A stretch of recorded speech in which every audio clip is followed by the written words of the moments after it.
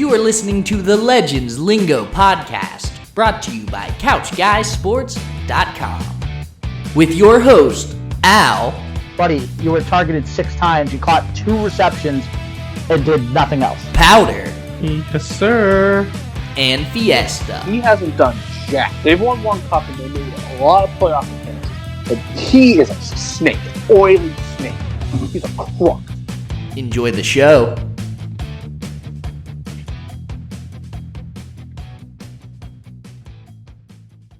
What's up, everybody? Welcome back to the Legends Lingo podcast, episode 109, presented by, as always, Couch Guys Sports.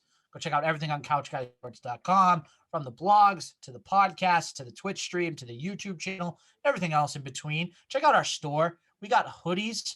We have trucker hats. We have everything else in between. And besides, it's going to be nice out sooner rather than later. So make sure that you check out our store. I'm your host, Alan Hegan. Alongside with me, as always, is Tom Powder Cadmus. Powder? What's up?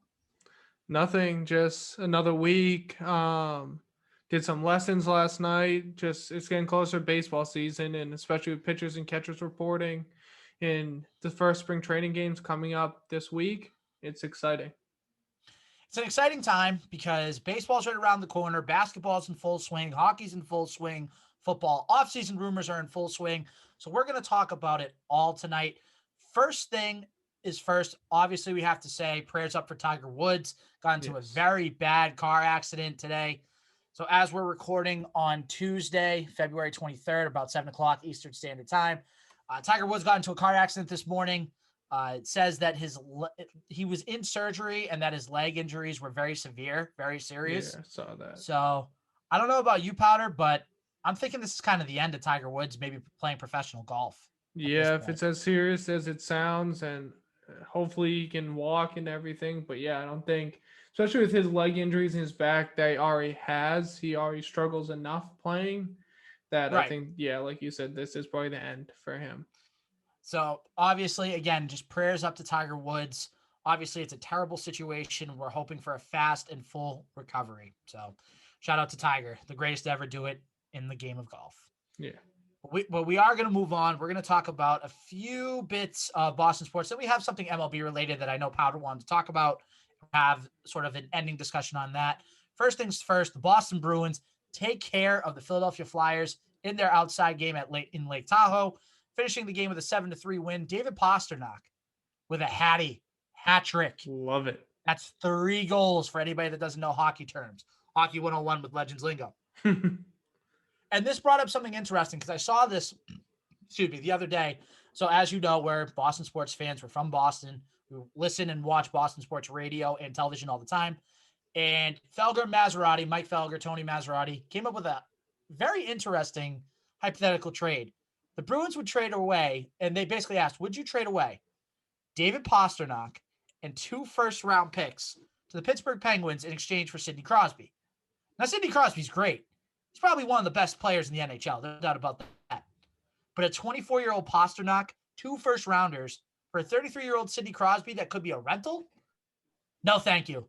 I'm keeping Pastrnak, and I'm keeping here as the future of this hockey team because David Pastrnak, pretty good.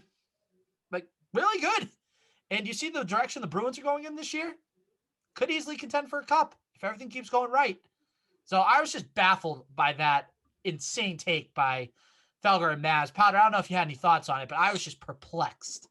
So first of all, for anybody who's never been to Lake Tahoe, I went there once when I was 11 or just turned 12. It's one of the most beautiful places I've ever been. So to see this game was just awesome. It was such a cool scenery. And I saw someone, I forget who it was, tweet out saying like, you know what? Screw having fans. Find the most beautiful places in the world to have NHL games and have them, even if you can't really accommodate fans. Because like just looking at the game aesthetics was awesome. And obviously the Bruins playing really well was awesome to see too. But to go what you're talking about with David Pastrnak, I would have to agree with you. Pasta's he's a future piece. He's going to be the best player on the Bruins for a long time to come. But to play devil's advocate, Sidney Crosby has 3 rings. You can see he's considered one of the greats probably to ever play the game. And to put a leader like that on the Bruins, I think does I think he could replace Bosnock, but like you said, a rental, no, there's no way I would. If Crosby committed to play the rest of his career with the Bruins, I think maybe, just maybe, I would see that, but I still think having Pastrnak for years to come, he can probably play for another 10 years and be very productive like he's been right now, if not 15 years. So I Right. want Pastrnak for the long haul in a Bees uniform. I do too. There's no doubt about it. This trade, if you did it 5 years ago, maybe, but right now, no. Keep David Pastrnak in a Boston Bruins uniform as long as you can. Just like Patrice Bergeron, just like Brad Marchand. Moving on. Patriots. They still don't have a quarterback. Well, let me rephrase that. They don't have a starting quarterback. Yeah. So Cam Newton went on to the I Am Athlete podcast, which has a few former Patriots, Chad Ochocinco, Brandon Marshall, Fred Taylor. And the thing is, okay, it stinks to say this, but I think Jimmy Garoppolo coming to New England is becoming less and less by the day, and I hate it. I'm not giving up yet, but the hope is starting to fizzle out a little bit because Deshaun Watson, by the way, just so you know, he said he would accept trades to 3 teams: Miami Dolphins, New York Jets, Carolina Panthers. Now, none of those teams are the San Francisco 49ers, Powder. Yep. So, if that's the case, Deshaun Watson's not going to San Francisco, which means that Jimmy G's probably going to stay because he did go to a Super Bowl 2 years ago with that same 49ers team and Yes, he it did. was about 7-8 minutes away from winning a Super Bowl against the Chiefs. But now you have to think, what are the options that are out there now? Because Cam Newton on this podcast literally came out and said, Belichick's, a great guy. He's a football historian. He's one of the most misunderstood people in the league. He was defending his teammates like N'Keal Harry and Jacoby Myers. The biggest takeaway of all is that Cam said he would come back on a 1-year deal. Yeah. Because he knows that this is one of the only places he can start. The only other exceptions, I would say, Potter, are Washington and Chicago, depending on what Chicago does with Mitch Trubisky. But Washington definitely needs a quarterback because that Taylor Heineke or whatever his name is, he's not going to do it for them. No, definitely. He's not going to do it. So, first of all, Powder, I just want to know if you have any comments about Cam's comments on that podcast. And then the second question I have for you is this. Who do you realistically think is going to be the 2021 starting quarterback for the New England Patriots? So, just based off everything I see from Cam Newton's comments I heard, he really wants to prove that 2020 was just a fluke year for him. COVID like he said, he just did not feel comfortable with the offense and not having the whole season the whole off season to prepare with them in OTAs and training camp and preseason, all that. And then also missing some games because of COVID, I think just hurt him along the way. And he wants to prove that he's still a good quarterback and can win, and he wants to win with the Patriots.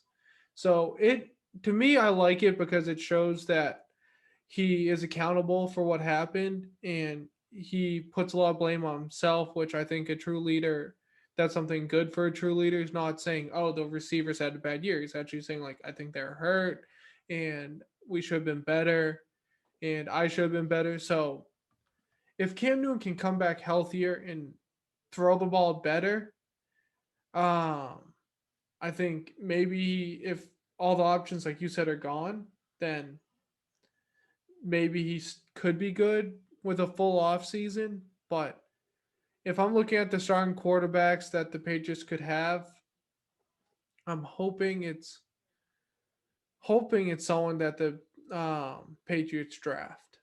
I think it might be a rookie, in all honesty. I do love Cam Newton, and I think he still has something to prove. I think he still could be good, but I don't want to see him back. I think that experiment I don't want to see it for another year. So I'm hoping it'll be a rookie. I don't know who. We'll see what happens in the draft, but I'd rather see a rookie than Cam Newton. So let me ask you this, because we talked about this on Couch Guy Sports Podcast. But before I ask my question, one point that you made in there that Cam also made, he didn't have a full offseason and he had COVID. In the games against Miami, in Seattle and Vegas, he played really well. Yes, he did. They could have very, very easily been 3-0 going into that Kansas City game before it got postponed and everything. But anyways, again, we talked about this, myself, Nick Quaglia, and Jared Scally on Couch Guy Sports Podcast. Two of us had the same answer. One of us had a different answer. Of these three quarterbacks, Potter, that I'm about to name for you, who would you want as your 2021 starting quarterback? Okay. Marcus Mariota, Ryan Fitzpatrick, or Cam Newton? And that's all That's it. That's okay. Those are the three you got to pick from. I would take Marcus Mariota because I think he has something to prove in him, but being a star than just getting benched and then going to Vegas and not seeing the field. I think maybe he could be someone a little different. I think he's definitely younger, and I think he might have a little more talent than Cam Newton. And Ryan Fitzpatrick, he's good, but like I think Fee said it a couple weeks ago, he just does not win. So he puts up the numbers, but everywhere he's been, he doesn't really win. So I rather and it makes sense. It does. Yeah. He's 27 years old. He's still young enough where if you get a diamond in the rough, he's your starting quarterback for the next 5 to 7 years. Yep. I can understand that. But my whole thing is this.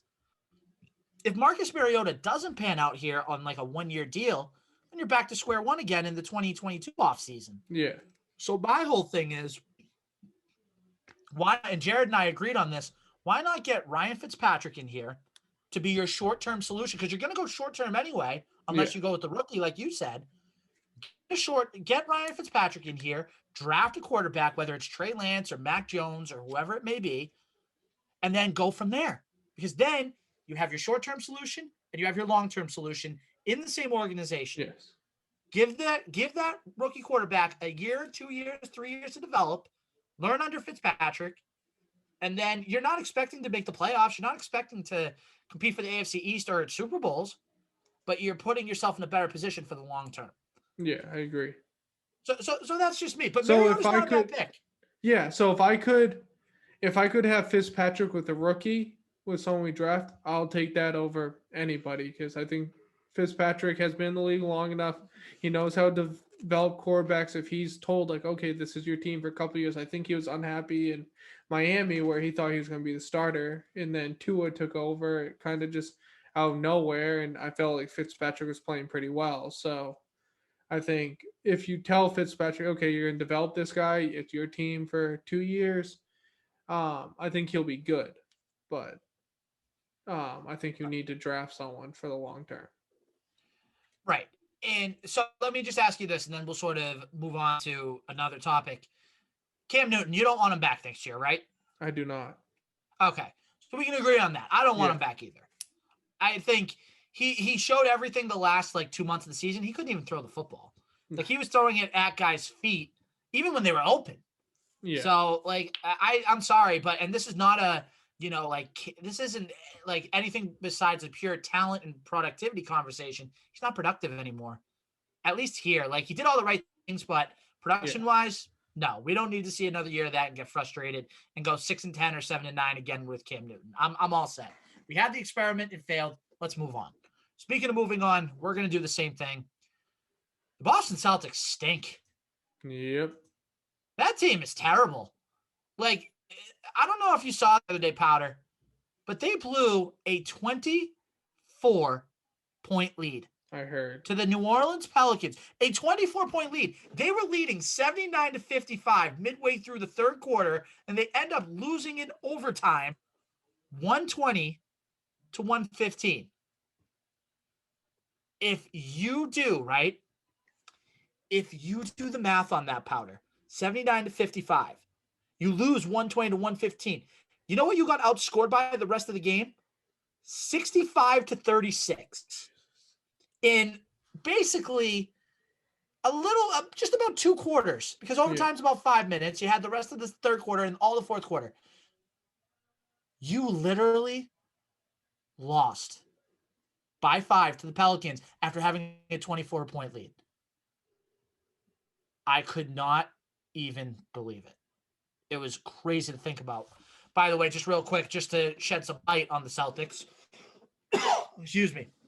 Breaking news from Shams Charania.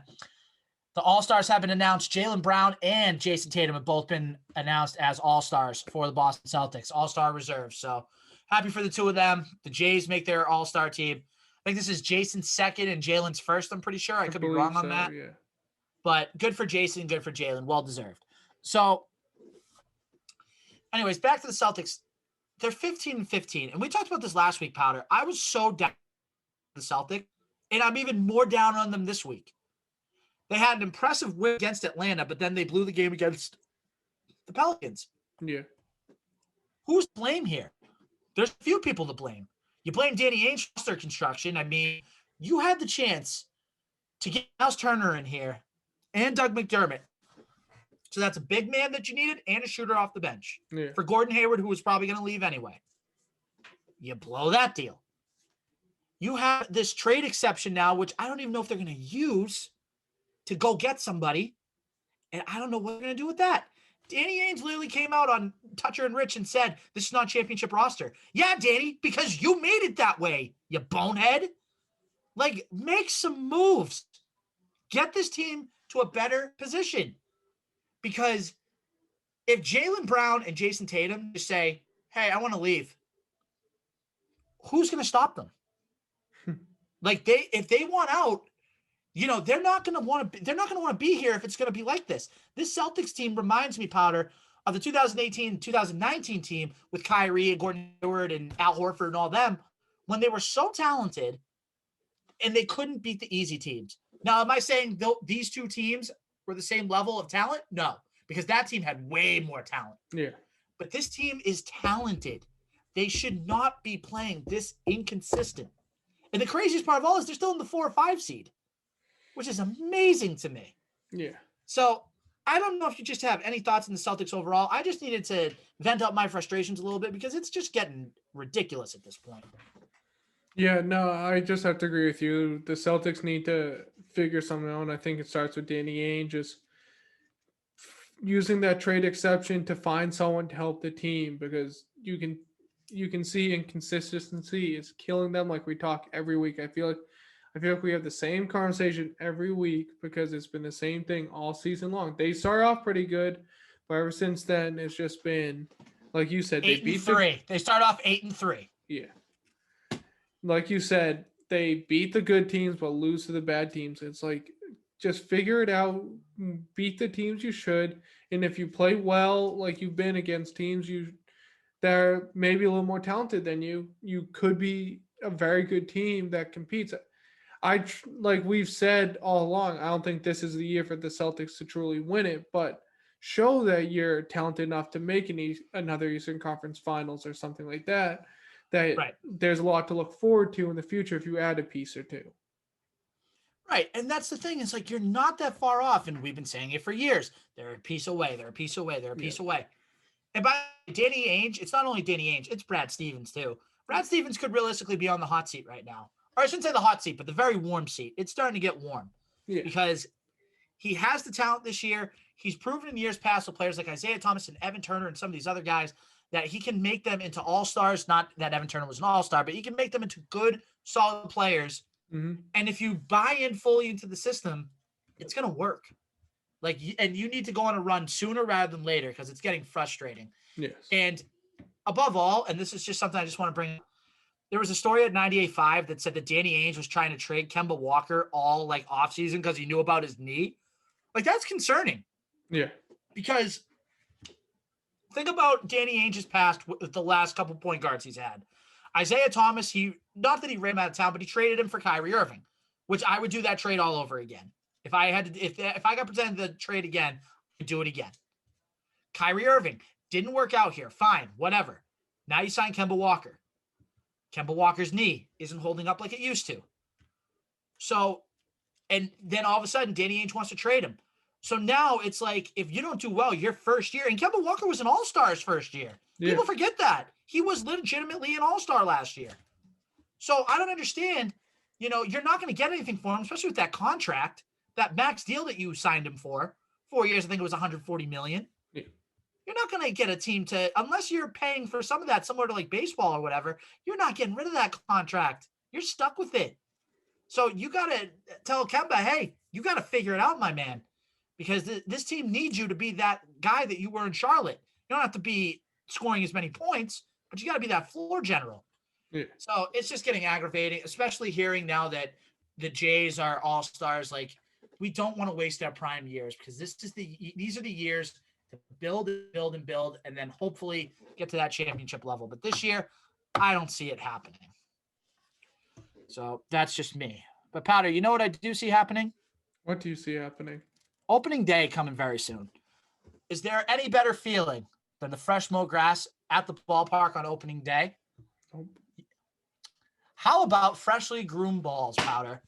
Because the Legends Lingo podcast is brought to you by our sponsors at Manscaped. They are the global leaders in below-the-waist grooming, and they are here to help you strike out your bush for good. It's a whole new balls game, ladies and gentlemen. And Manscaped is here and trusted by over 2 million men worldwide. So join that movement. To start off, get 20% off and free shipping with the code LLP at manscaped.com. Because I'm telling you, these products, they're no joke. They're so easy to use, and I have all the confidence in the world with the best tools for the job over at Manscaped.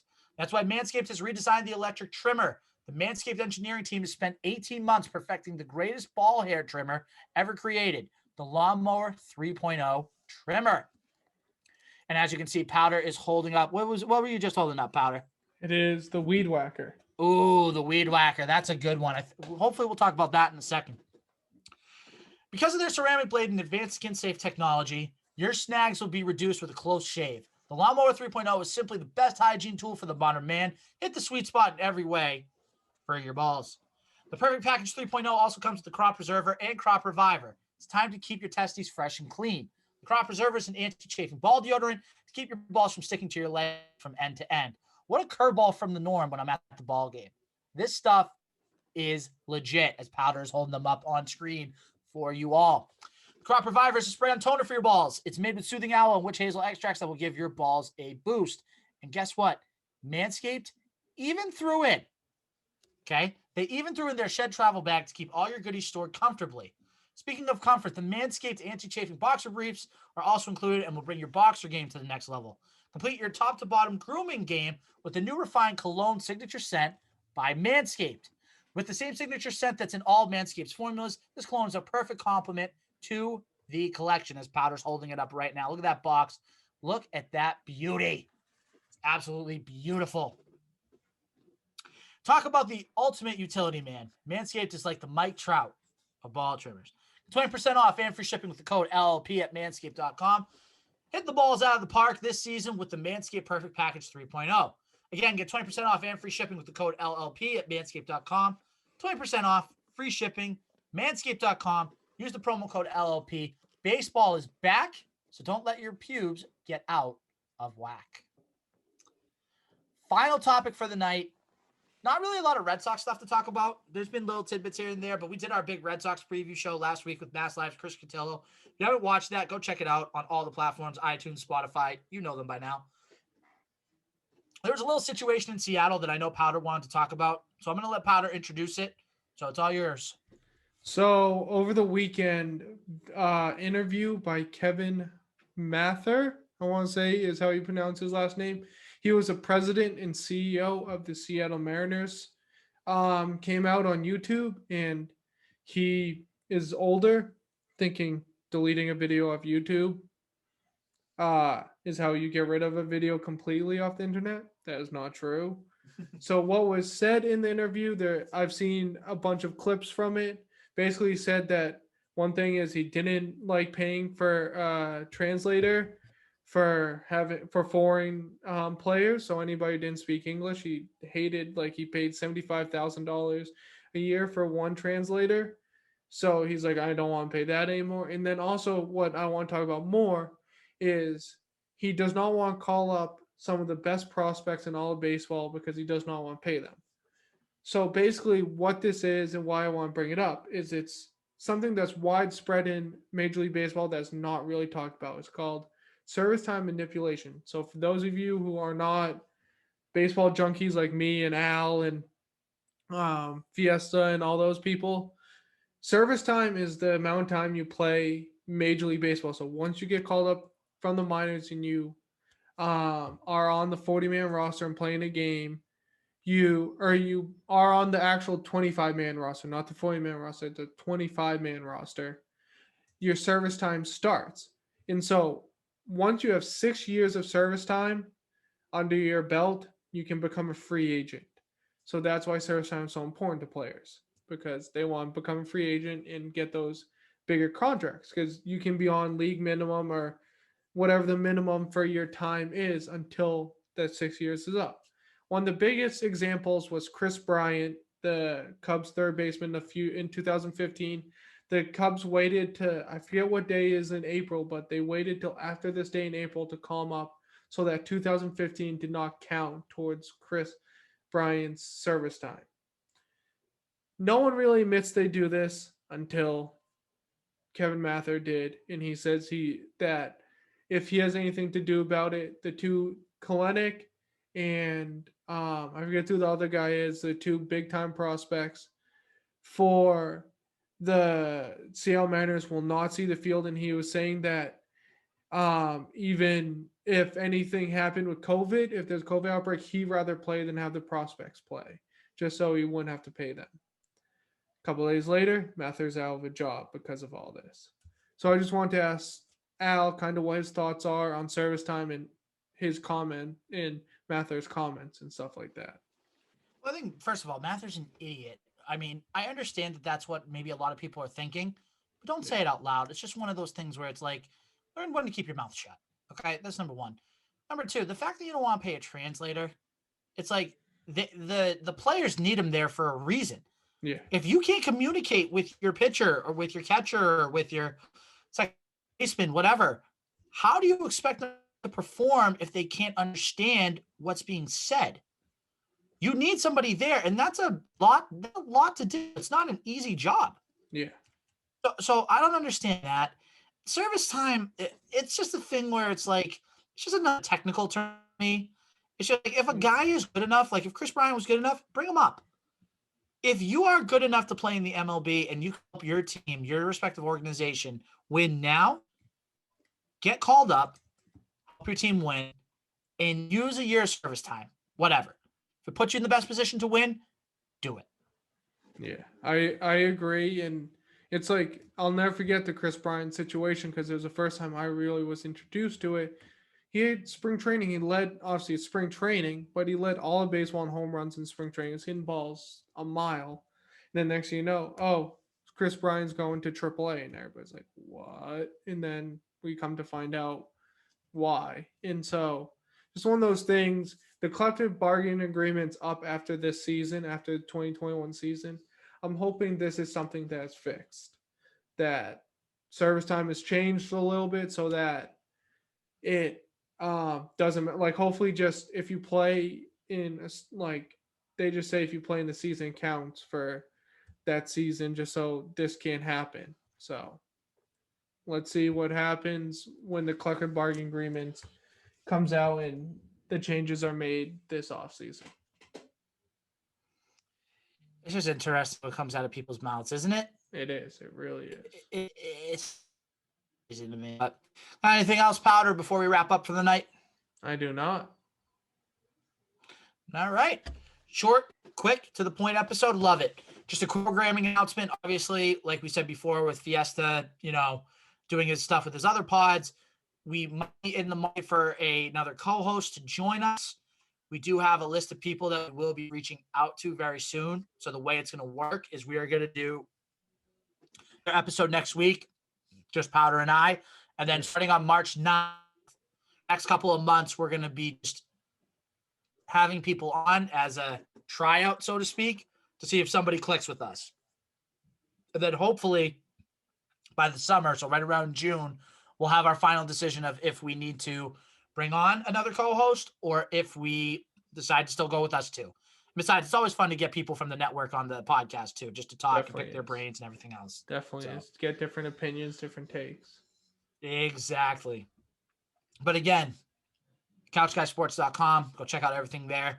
Manscaped, 20% off and free shipping with the promo code LLP. Go check it out. I mean, they have plenty of great products, and you get money off by typing in 3 letters. One of them you even have to type twice, so it's not that bad. But if nothing else, that's Tom Powder Cadmus over there. I am your host, Alan Nahegian. Rate and subscribe to the Legends Lingo podcast on iTunes, Spotify, SoundCloud, and everywhere else that there's podcasts. Please, again, the more subscriptions we can get, the better. Use our promo code, use everything else. Thank you for watching. Thank you for listening. And we'll see you next week for episode 110. Yes, sir.